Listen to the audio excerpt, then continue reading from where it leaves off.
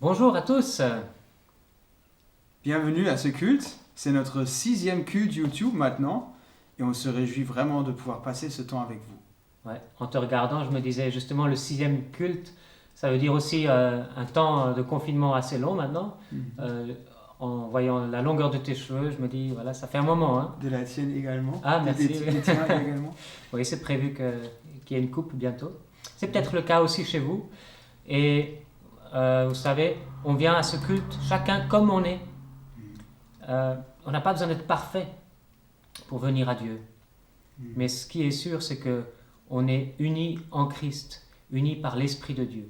Et ça, c'est beau. Et je vous propose dans cet esprit-là de commencer par une prière.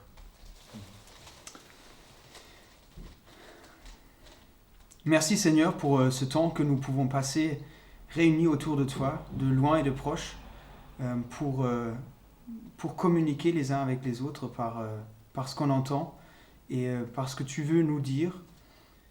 Seigneur, veuille te montrer à nous ce culte-là et nous parler pour notre situation actuelle, nous encourager et surtout lever notre regard envers toi, car c'est toi qu'on veut voir et c'est toi qui veux te montrer maintenant et aujourd'hui.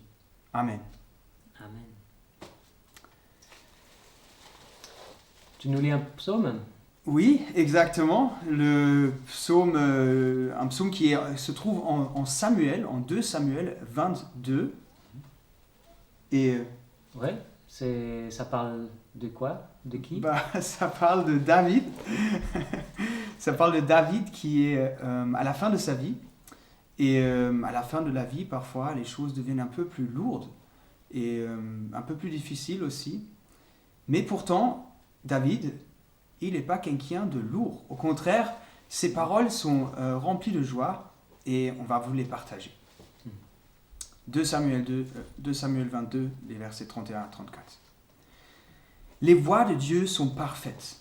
La parole de l'Éternel est pure. Il est un bouclier pour tous ceux qui se confient en lui. Qui est Dieu en dehors de l'Éternel? Et qui est un rocher sinon notre Dieu? C'est Dieu qui est ma puissante forteresse et qui me conduit dans une voie droite. Il rend mes pieds aussi agiles que ceux des biches et il me fait tenir debout sur les hauteurs.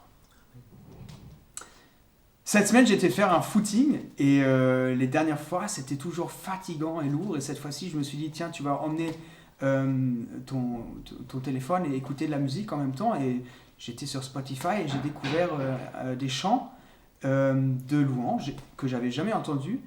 Mais c'était des paroles tellement puissantes que je me suis mis à courir. Mais comme j'avais encore jamais couru, d'ailleurs, j'ai battu notre record. Ouais, c'est bien. J'ai fait 11 minutes. T'es allé sans moi. Je suis allé sans toi en plus. Et du coup, c'était vraiment comme si Dieu, il avait pris mes pieds et il avait pris le poids qui était dans les pieds d'habitude par cette louange qui m'entraînait à courir. Tu avais les pieds légers. Et j'avais les pieds légers et le cœur léger. Je prenais même plaisir à l'effort. Et je pense que c'est ça, quand on a notre joie en Christ, c'est que notre vie peut devenir légère tout au long d'un effort et tout au long de difficultés. Je trouve que ça rejoint bien aussi le premier verset de ce psaume qu'on a lu, qui dit « Les voies de Dieu sont parfaites ». Les voies de Dieu sont parfaites. Lorsque nous cheminons dans ce que Dieu a prévu pour nous, alors nous pouvons avec certitude compter sur lui, savoir que si nous tombons, il nous relève, savoir que nous ne sommes pas seuls dans la difficulté. Et effectivement, quand nous cheminons pas seuls, mais avec Dieu, l'effort est beaucoup moins difficile. Et c'est aussi ce qu'on vit à l'église. On n'est pas seul, au contraire, on est réunis dans des familles, dans des réunions. Et on a aujourd'hui une famille qui veut nous accompagner dans la louange. C'est la famille Renard. On vous invite à louer Dieu ensemble avec eux. Bonjour. Bonjour. Aujourd'hui, vous êtes chez la famille Renard.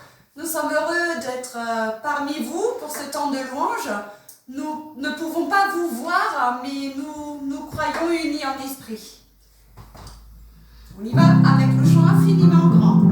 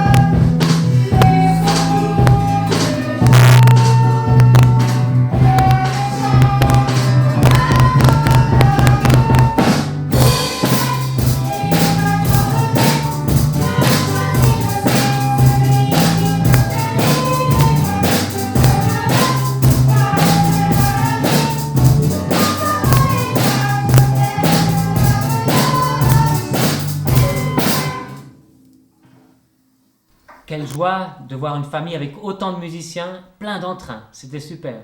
C'est beau de voir les dons que Dieu vous a donnés. Oui, merci vraiment pour votre accompagnement. Et on vous invite maintenant à prier. Ceux qui le veulent parmi vous peuvent écrire aussi une louange à Dieu dans notre chat, qu'on verra tous du coup. Et Pascal va prier avec nous pour introduire ce moment.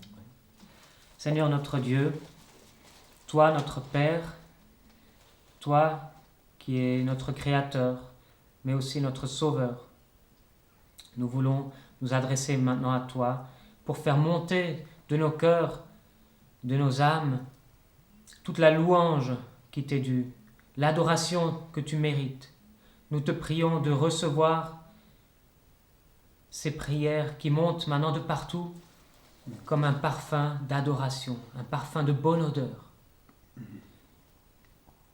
Nous ne voulons pas prier avec nos propres mots, mais nous te demandons que ce soit ton esprit en nous qui prie et qui te parle. Quel grand privilège nous avons de pouvoir nous adresser à toi. Quel grand privilège nous avons de pouvoir venir à toi sans intermédiaire et de pouvoir t'adorer.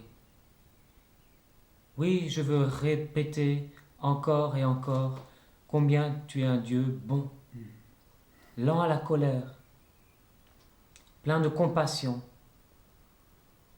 riche en bénédiction pour nous. Merci parce que tu connais chacune de nos vies et tu chemines avec nous.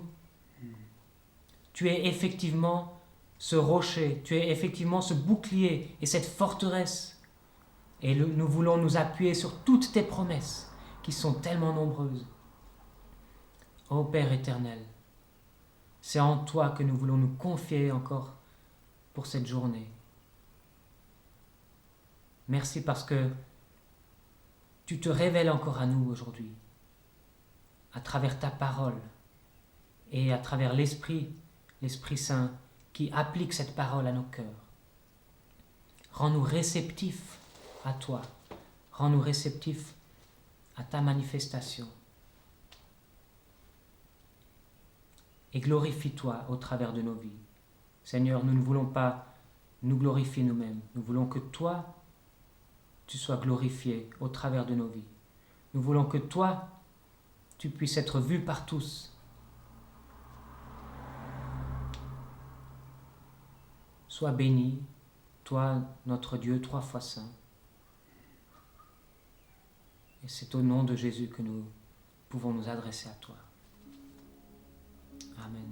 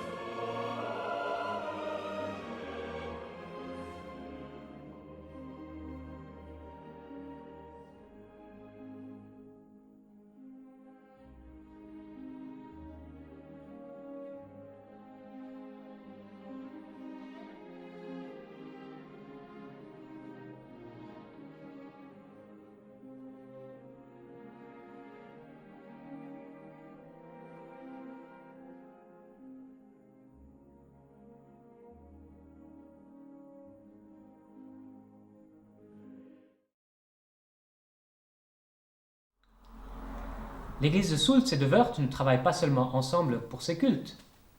On a également deux groupes, c'est le groupe de jeunes et un groupe de flambeaux.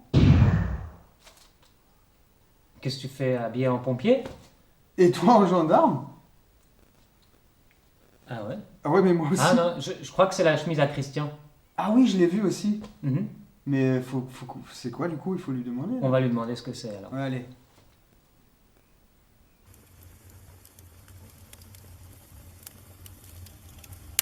Bonjour à tous. Comme vous le voyez, je ne suis pas un gendarme ou un pompier, mais un flambeau. Je suis en uniforme, donc j'ai la chemise, j'ai mon foulard avec son nœud carré, comme on le voit bien ici, et puis sur la chemise, plein d'autres gadgets, comme vous voyez. Pour la minute des enfants, je vais aujourd'hui vous parler des flambeaux et de ses activités. Je m'appelle Christian, je suis responsable du groupe flambeau de Soultz-Wörth. Pour commencer, les flambeaux, c'est quoi? C'est tout d'abord un mouvement national qui s'appelle le mouvement des flambeaux et des clairs-flammes. Ce mouvement est au service des églises. Au travers de son projet éducatif, il propose de contribuer à la croissance et au développement des jeunes dans la globalité de leur personne, que ce soit physique, morale ou spirituelle. Son projet pédagogique, chrétien et scout, se résume en une attitude et 3 objectifs. Un flambeau, c'est-à-dire un garçon, une claire-flamme, une fille, est volontaire. Donc ça, c'est l'attitude volontaire. Pour, premier objectif, découvrir Dieu et sa création, les hommes et leur invention, son corps et sa personne. Deuxième objectif, progresser dans sa foi, dans ses relations, dans ses connaissances, dans ses compétences. Et puis troisième objectif, c'est servir Dieu et les hommes. Vous remarquez que les flambeaux proposent un programme complet pour les jeunes. Dieu nous a créés pour être en relation. Tout d'abord avec lui, avec soi-même, avec son environnement, avec son corps et avec les autres. Dans notre groupe local, nous sommes répartis en 2 troupes, les petits flambeaux, les 7-10 ans, et les flambeaux, les 11-14 ans. Nous nous retrouvons habituellement le samedi après-midi de 14h à 17h, environ toutes les 3 semaines à Wörth, à l'église. La plupart du temps, nous sommes à l'extérieur, dans la nature ou sur un terrain proche de l'église. Nous organisons 2 week-ends à peu près par année, seuls en groupe ou avec d'autres groupes de la région. Le mouvement organise également des événements régionaux ou nationaux où tous les groupes de France se retrouvent. Le dernier grand rassemblement national était l'année dernière, sur 2 semaines, dans la Drôme. Nos activités sont donc très variées et adaptées aux enfants, du plus petit au plus grand. Alors maintenant, je vous montre un petit peu les outils qu'on utilise pour faire nos constructions. Vous avez ici une caisse à outils que les flambeaux ont construit eux-mêmes. Donc vous voyez dans cette caisse, il y a des marteaux, des ciseaux à bois et puis en dessous, nous trouvons des hachettes, des scies. Voilà, quelques outils que nous utilisons parfois dans nos après-midi pour faire des constructions. Nous avons aussi ici de la ficelle pour faire des nœuds. Nous avons ici une corde pour faire un pont de singe, par exemple. Nous avons ici une carte de randonnée pour faire de l'orientation. Donc, avec l'orientation, bien sûr, la boussole également pour s'orienter, pour se déplacer. Et nous avons également dans chaque après-midi un temps Bible qu'on appelle le CDF, un temps que nous mettons à part pour parler de Dieu.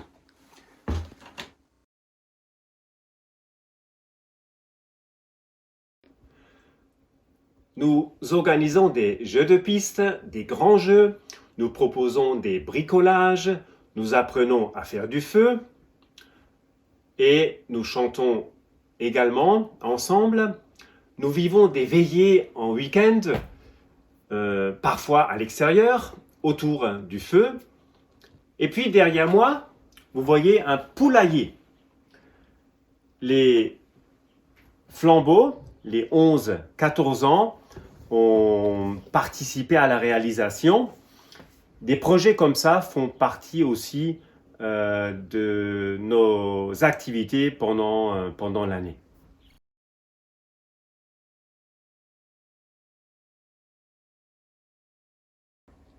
Depuis le confinement, nous nous sommes organisés afin de pouvoir rester en lien les uns avec les autres, au moins avec les 11-14 ans, en proposant des activités à travers certains défis. Nous allons vous faire tout de suite un retour par photo de certaines réalisations. Regardez.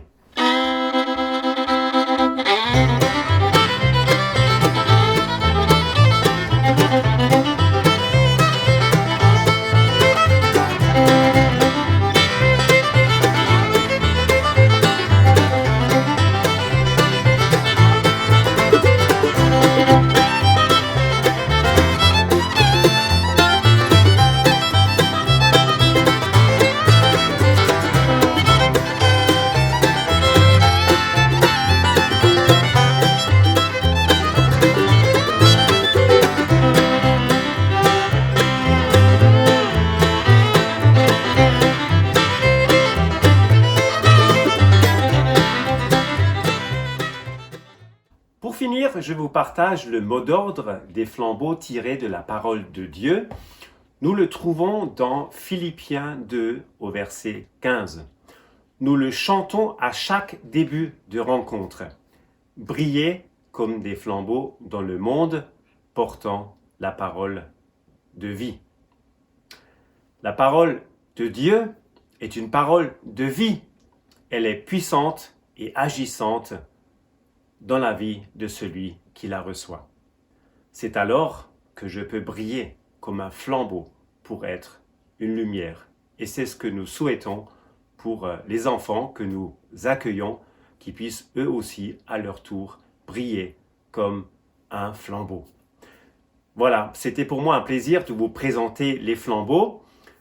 Je souhaite que nous puissions bientôt tous à nouveau nous retrouver pour de nouvelles aventures. À bientôt!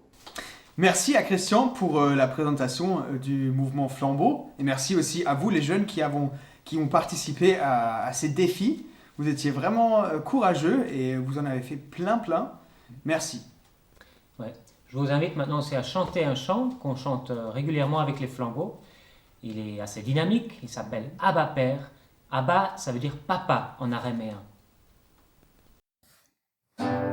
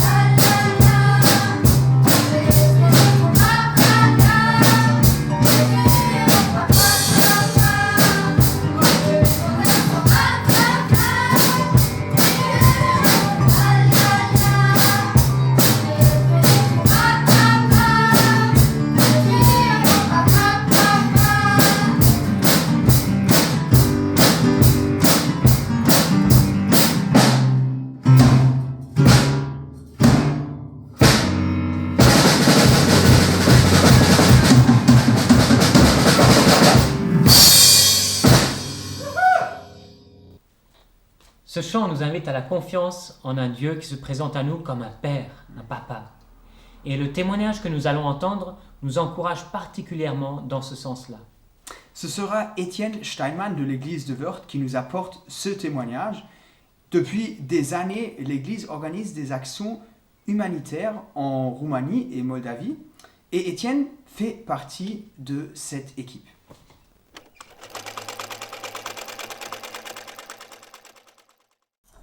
Bonjour à tous, je m'appelle Steinmann Étienne, beaucoup me connaissent. Marié à Nicole, nous sommes une famille recomposée.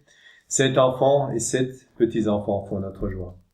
Aujourd'hui, je vous partage un partage d'une amie cardiologue exceptionnelle. Je m'appelle Riza Carmen Maria. Je suis pneumologue à l'hôpital de Craiova, en Roumanie, c'est situé au sud de la Roumanie, vers la Bulgarie. J'aime encourager les gens parce que, étant médecin, mais aussi patient, je sais à quel point l'encouragement est si important, mais aussi quel effet dévastateur il lui manque. Comme je l'ai dit dans le premier message posté par le pasteur Kostea Raoul, c'est le pasteur de l'église Hope Baptiste de Craiova, où elle est membre, je souffre depuis 5 ans d'une maladie cardiovasculaire, et je sais bien ce que signifie souffrir, peur, maladie, découragement. Dans la période où il semblait que ma maladie ne pouvait être contrôlée par aucun médecin, j'ai demandé à Dieu, pourquoi suis-je tombé malade? Je ne lui ai pas demandé une seule fois, mais plusieurs fois. Pourquoi? Au fil du temps, les palpitations sont devenues plus fréquentes, m'empêchant souvent de dormir, de faire les devoirs les plus simples, et cela a beaucoup affecté ma vie. Et je n'avais plus correctement le temps de m'occuper de mes 2 enfants. Après avoir changé plusieurs schémas de traitement et vu que tout était inutile, j'avais parcouru la moitié de la Roumanie, les cardiologues les meilleurs de la Roumanie. Personne ne pouvait m'aider. J'ai commencé à me décourager davantage, à abandonner physiquement et mentalement. Alors une autre pensée s'est emparée de moi, de mon esprit. Je ne peux plus. J'ai commencé à dire à Dieu plusieurs fois par jour, je ne peux plus. Après un certain temps, ces 2 phrases, pourquoi et je ne peux plus, mon cœur, mon esprit et mes prières étaient venus me dominer. Une autre pensée s'est glissée dans mon esprit. Si Dieu m'a abandonné et si je l'avais irrité parce que j'avais dit, pourquoi suis-je tombé malade? Et je n'en peux plus. Nous avons trouvé la réponse dans la Bible, dans le verset de Marc 15, verset 34. Eli, Eli, lama sabachthani. Mon Dieu, pourquoi m'as-tu abandonné? En lisant ce verset, j'ai compris que Dieu me comprenait. Il m'a pas mis sa colère parce que je pensais et disais ces choses. Louer le Seigneur, mais une utilisation m'a apporté ces mots. Ai-je obtenu le soulagement en pensant et en disant ces phrases? Non. La rédemption n'est pas venue parce que j'ai dit je ne peux plus, mais la rédemption est venue parce que j'ai commencé à avoir davantage confiance en Dieu, à le remercier et à le louer. Et en fait, j'avais le plus besoin d'être sauvé de la peur et de remercier Dieu d'avoir sauvé la peur. C'était une chose merveilleuse qu'il a faite pour moi. Je suis sous traitement, je me sens mieux, je n'ai plus de palpitations, comme je l'avais fait pendant cette période, mais surtout, je n'ai plus peur. Ces jours-ci, pourquoi et je ne peux plus sont les phrases les plus souvent pensées et parlées, car le poids de ce test submerge physiquement et mentalement de nombreuses personnes et même les plus puissantes. Je veux vous dire que ce sera bon, mais je ne peux pas le dire parce que Dieu seul sait à quel point ce sera bon. Mais ce que je peux vous dire, c'est que Jésus-Christ ne nous a pas abandonnés, nous comprend et nous aime. Il ne condamne ni n'abandonne ceux qui le craignent, ceux qui l'aiment. Lorsqu'ils atteignent les moments les plus durs, l'heure la plus terrible, la plus grande souffrance, le désespoir, la rédemption vient de la foi inébranlable, de la pleine confiance en Dieu et des prières d'action de grâce et de louange et de la bonté de Dieu. Ce n'est qu'ainsi que nous verrons tous les sauvetages dont nous avons tant besoin. Je vous offre 2 versets si merveilleux qu'ils vous apportent une grande joie. Si j'avais offert ces versets le mois dernier, ou il y a 2 mois, beaucoup de gens ne les auraient pas compris ou ils ne leur ont apporté aucune joie. Mais maintenant, je sais beaucoup de ceux qui les liront ou entendront, les comprendront, les apprécieront grandement. Combien de choses ont changé en si peu de temps? Pas les choses chères, les choses riches, pompeuses, pour lesquelles on dépense souvent beaucoup d'argent. Non. La simple joie partagée par un verset de la Bible. Et je voudrais vous lire les 2 versets. Le premier est dans le psaume 50, verset 15. Invoquez-moi au jour de la détresse, et je vous délivrerai, et vous me glorifierez. Et dans le psaume 86, verset 5, la réponse. Car tu es bon, Seigneur, prêt à pardonner et miséricordieux envers tous ceux qui t'invoquent. Jusqu'ici le témoignage de Carmen. J'ai continué moi-même un peu pour faire la synthèse et un peu mon témoignage aussi. Pour moi, ce témoignage de Carmen fut révélateur et en même temps salvateur. Moi-même passé il y a 10 années par l'épreuve d'un infarctus, un jour où ma vie a changé. C'était le 11 septembre 2010.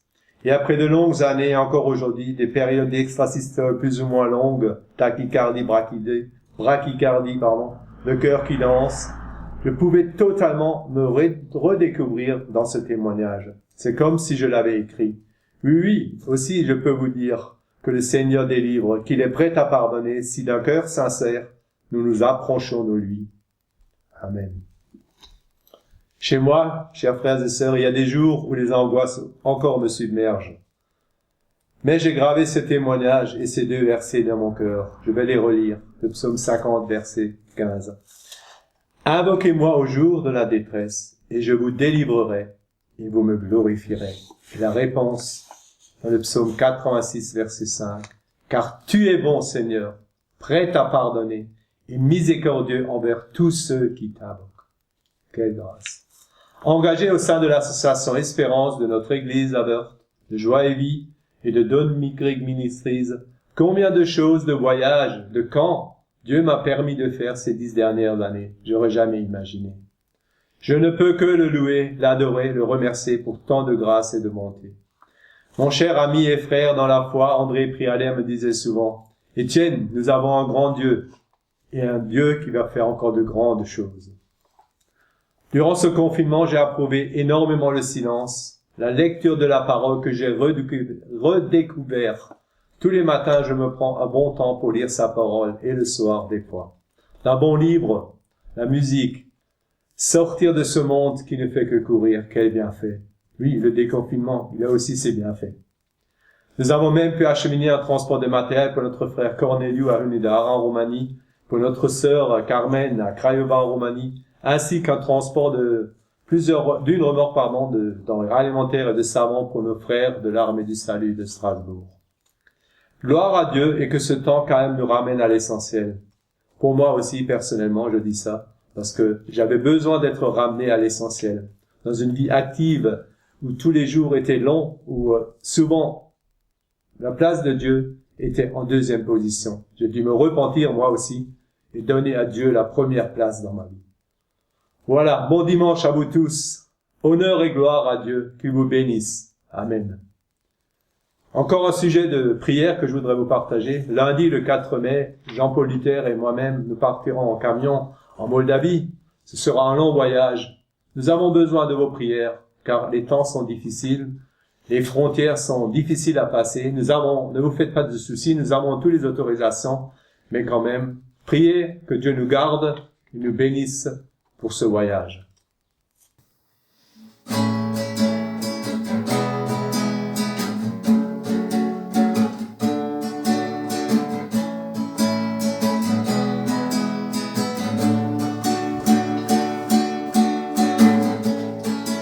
Béni soit ton nom.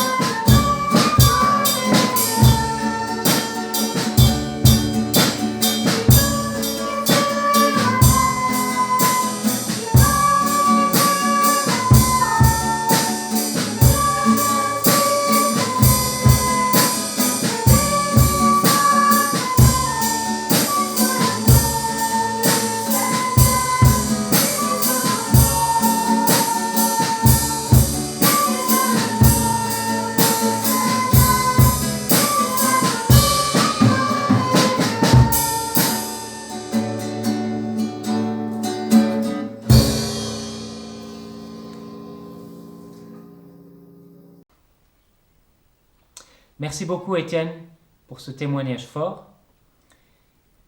Le séjour prévu cette année en Moldavie, qui devait avoir lieu dans quelques semaines, ne pourra pas avoir lieu cette année. Il sera éventuellement reporté, on aura des nouvelles plus tard. Mais en tout cas, le matériel, lui, pourra être transporté. Est-ce que tu veux bien prier pour ce projet, et pour le voyage? Seigneur, merci pour ce que Étienne nous a partagé là sur ces transports qui vont pouvoir avoir lieu, bien qu'il y ait cette crise. Et nous te prions vraiment d'ouvrir les portes pour que ce voyage puisse se passer dans les meilleures conditions. Aussi que les biens qui sont offerts d'ici soient bien accueillis et surtout qu'ils trouvent leur place chez les personnes en besoin. Nous te prions vraiment pour ces handicapés qui habitent dans ce lieu qui va être rénové. On te prie que tu sois aussi auprès d'eux, aussi auprès des soignants.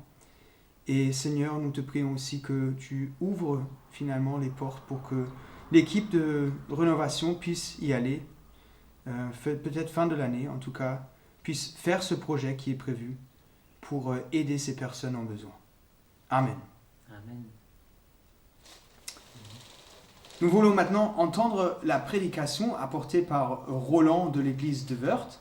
Ce sera une histoire sur l'Ancien Testament et peut-être aussi une histoire que pas chacun de vous connaît.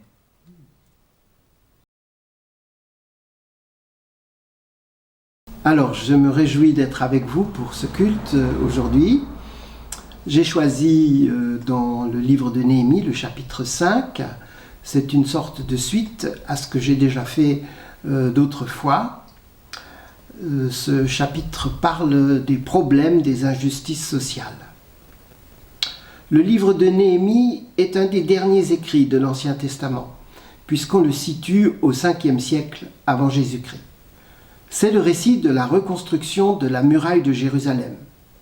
Les rois perses, plus tolérants que les Babyloniens, ont autorisé les Juifs à retourner dans leur pays par vagues successives, à reconstruire le temple et à restaurer les murailles de la ville. Néhémie, haut fonctionnaire du roi perse Artaxerxès, obtient de s'atteler à cette tâche avec le titre de gouverneur de Judée. Néhémie est à la fois le rédacteur et le personnage central du livre qui porte son nom. Mais le chapitre 5 est une sorte de parenthèse dans ce récit de la reconstruction. Il traite des troubles sociaux graves, des revendications populaires contre les riches et de la manière dont Néhémie va résoudre les problèmes. Nous sommes à un peu plus de la moitié du travail de reconstruction, peut-être même, selon certains commentateurs, à la fin de ce travail, qui est relaté dans le chapitre suivant.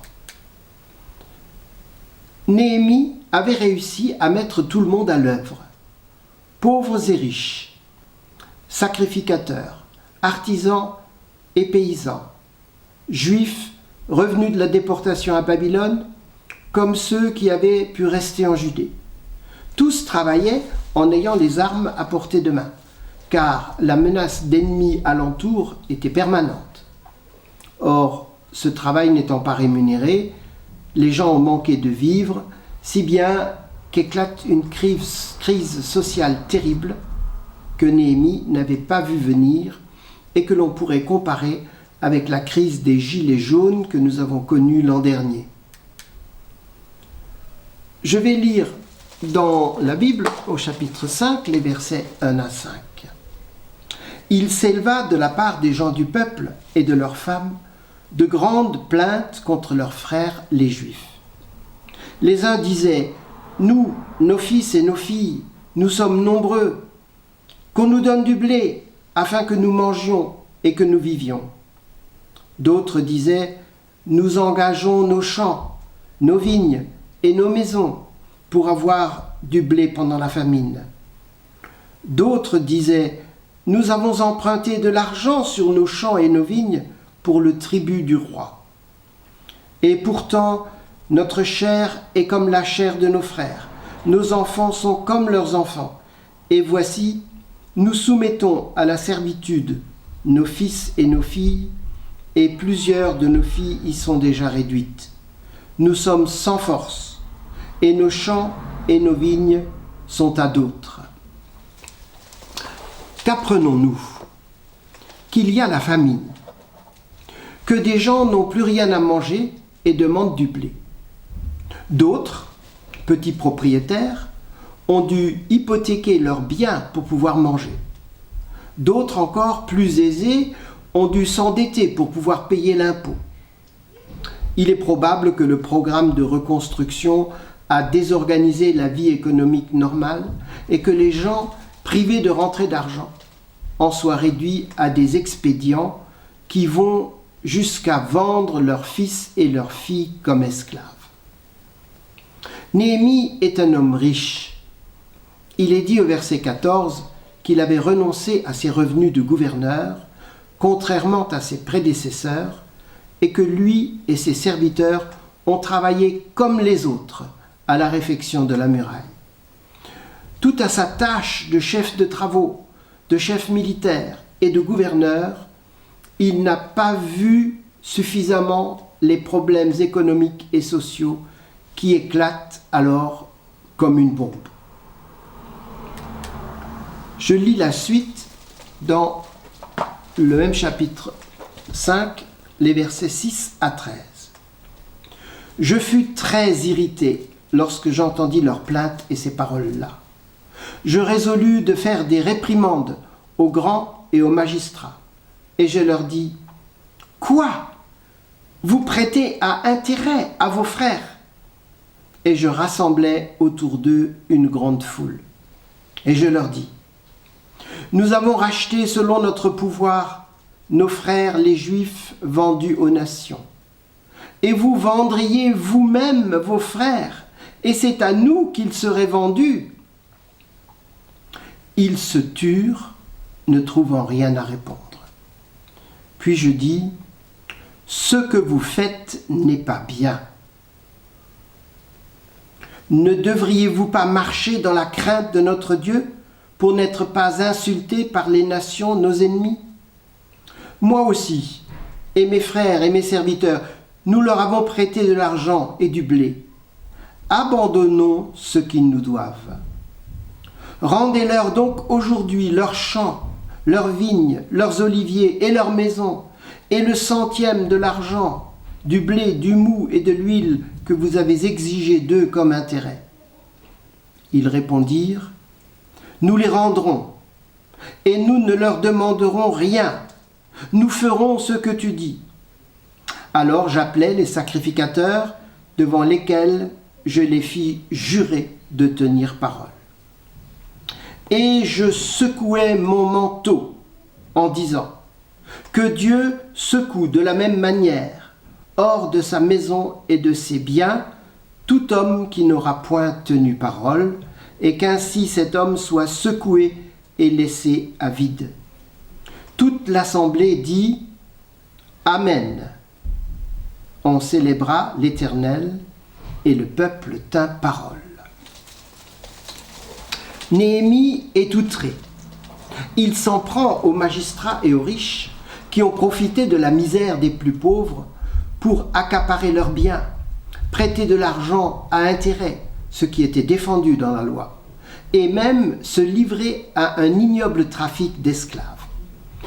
Il semblerait que des Juifs fortunés achetaient des enfants de pauvres pour les revendre à des non-Juifs et ainsi contraindre Néhémie à les racheter pour les libérer.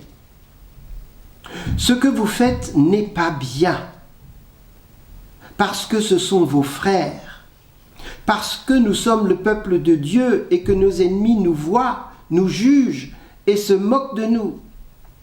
Vous n'avez pas honte de vos agissements? Que propose Néhémie?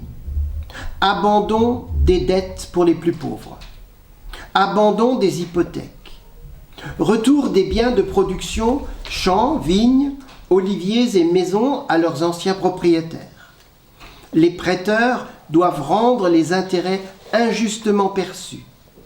Et Néhémie leur fait promettre de tenir parole devant les sacrificateurs. Et je secouai mon manteau en disant que Dieu secoue de la même manière, hors de sa maison et de ses biens, tout homme qui n'aura point tenu parole, et qu'ainsi cet homme soit secoué et laissé à vide. Néhémie utilise une image forte de son manteau qu'il secoue. Toute l'assemblée dit Amen, et on célébra l'Éternel, et le peuple tint parole. Cette situation me fait aussi penser à ce que nous vivons actuellement avec cette crise du coronavirus.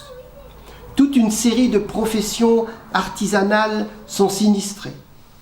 Privées de travail et donc de tout revenu, les gens doivent pourtant faire face à des charges inévitables. Loyer, taxes, téléphone, électricité, Internet, etc. Et les aides de l'État sont mesurées et parfois tardives.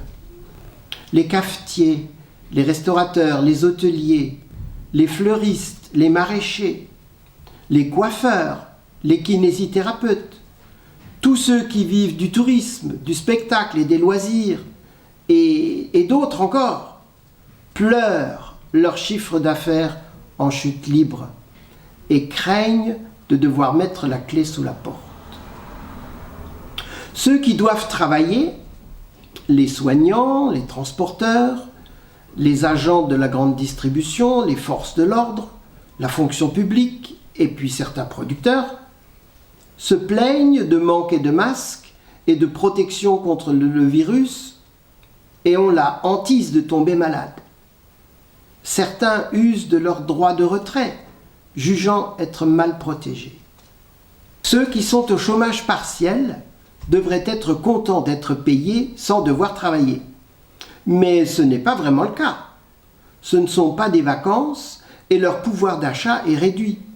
Pas de primes, pas d'heures supplémentaires. Ils font la grimace. Enfin, le quart des Français en télétravail ne sont pas forcément heureux non plus. Travailler à la maison, entouré de ses enfants qui jouent, crient, posent 1000 questions, sans compter le chien qui veut sortir, tout cela n'est pas si facile et peut même être très éprouvant. Restent les retraités qui ne se plaignent pas trop. Ils bricolent, jardinent, rangent et nettoient la maison. Je crois que jamais les jardins n'auront été si soignés. Bref, on s'occupe à défaut de pouvoir voyager. Quelle leçon à tirer de tout ceci ? Parce qu'il y en a plusieurs. Premièrement, l'homme est un perpétuel insatisfait. Il est prompt à se plaindre, à être jaloux des autres et à rendre les autres responsables de son sort. Le français l'est encore un peu plus que les autres, je crois. Dans une situation de crise, deuxièmement, il y a toujours des petits malins pour essayer de profiter de la situation et se faire de l'argent facile. Troisième leçon, la seule bonne solution, et Néhémie nous en donne l'exemple, c'est la bienveillance, l'altruisme, la générosité, l'entraide. Et heureusement, nous voyons cela aussi aujourd'hui. Pourquoi, en tant que chrétiens, devrions-nous être bienveillants, généreux, altruistes et pratiquer l'entraide ? Parce que quelqu'un a été bienveillant, généreux, altruiste et plus que cela avec moi. Parce que nous, autant que nous sommes débiteurs devant le roi des rois, notre Créateur, à qui nous aurons des comptes à rendre au dernier jour. Mais Dieu prouve son amour envers nous en ce que, lorsque nous étions encore pécheurs, Christ est mort pour nous. Romains 5, 8. Si nous devions partir aujourd'hui vers l'éternité, quel serait le bilan de notre vie ? Tous les péchés que nous avons commis nous accablent et nous empêcheraient de paraître debout devant le trône de Dieu s'il n'y avait pas Christ Jésus et son sacrifice parfait qui suffit à effacer toutes nos fautes, toutes nos lâchetés, toutes nos bassesses, toute notre honte.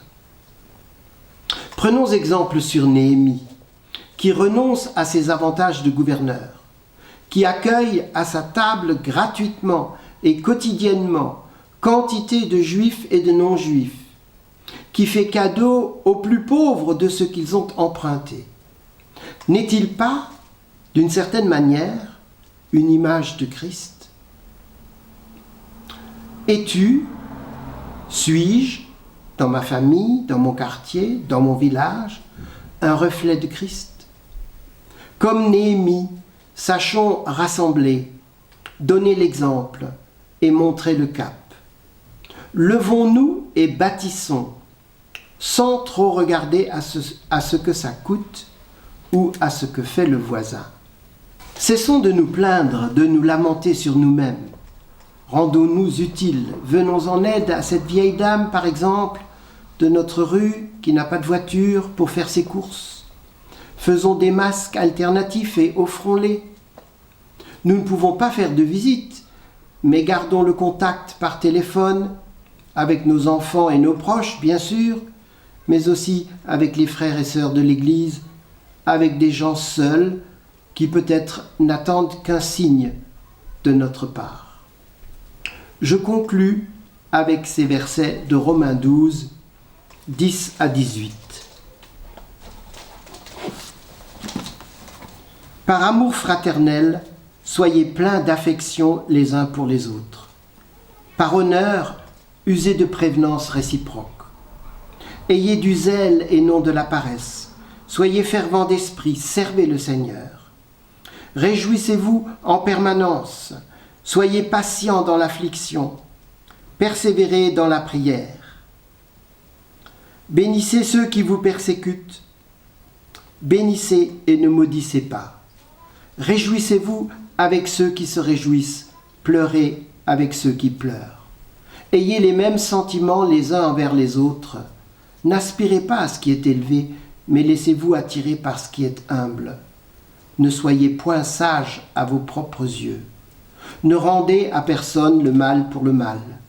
Recherchez ce qui est bien devant tous les hommes.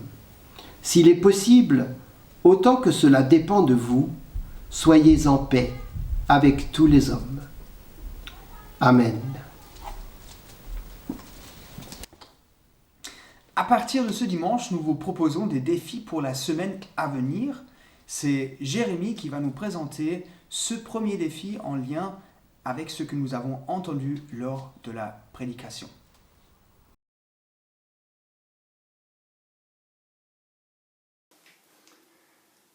Bonjour à tous.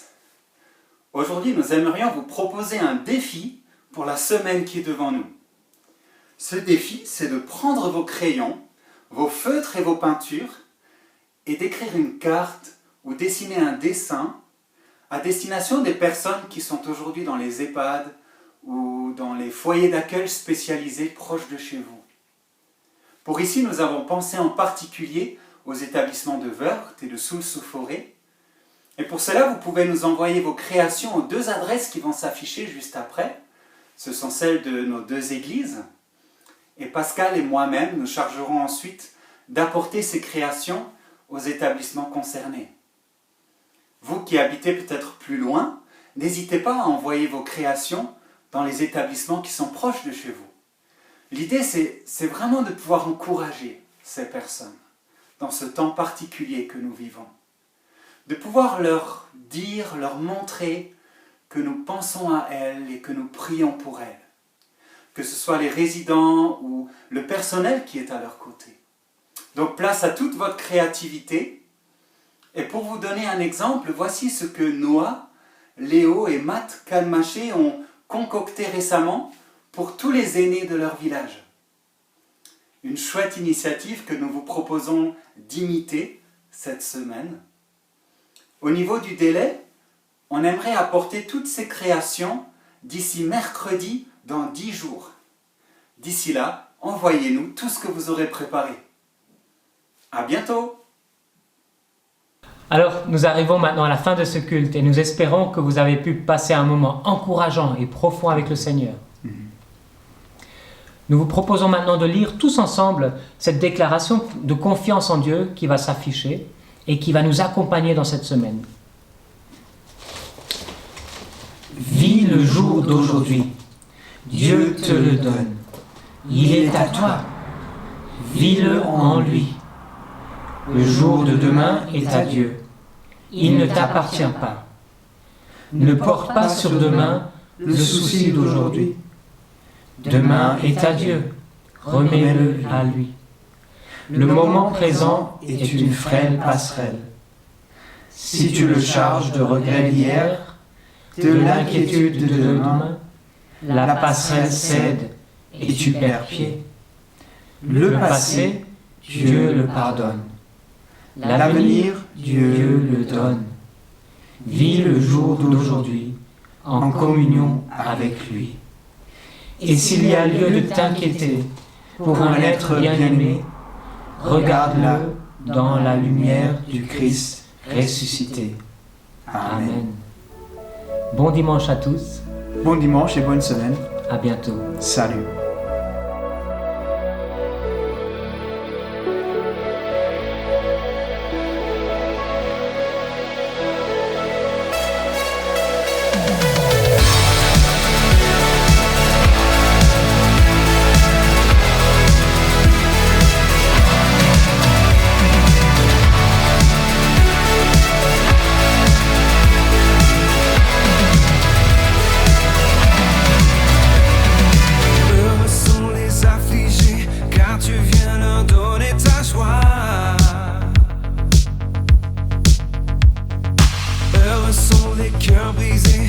Toi seul les consolera,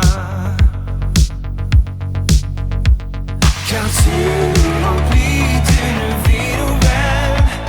Nous t'aimerons d'un amour éternel. Tu ouvres grand les portes des cieux. Nous voulons déclarer que tu es notre Dieu.